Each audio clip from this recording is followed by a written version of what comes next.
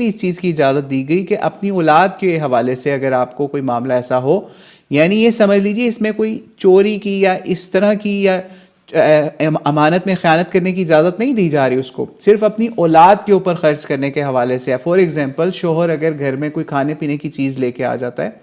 تو وہ اس کی اولاد کے لیے لے کے آ رہا ہے، تو اس طرح کی لیول کی چیزیں جو کہ ہیں اس کی اجازت یہاں پہ نبی علیہ الصلوۃ والسلام ہند کو دے رہے ہیں اس حوالے سے، ٹھیک ہے۔ اور پھر نبی علیہ الصلوۃ والسلام نے اس سے پوچھا کیا تم ہند بن عتبہ ہو؟ تو اس نے کہا ہاں میں ہند بن عتبہ ہوں، کیونکہ اس نے اپنا چہرہ ڈھانپا ہوا تھا،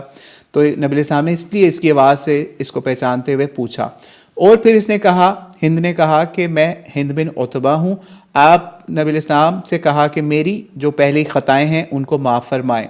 تو نبی علیہ السلام نے کہا اللہ آپ کی خطائیں معاف کر دے گا۔ رسول اللہ السلام نے فرمایا پھر اس کے بعد کہ تم کوئی بدکاری نہیں کرو گی، یعنی اس سے بیعت ہو رہی ہے تو ان چیزوں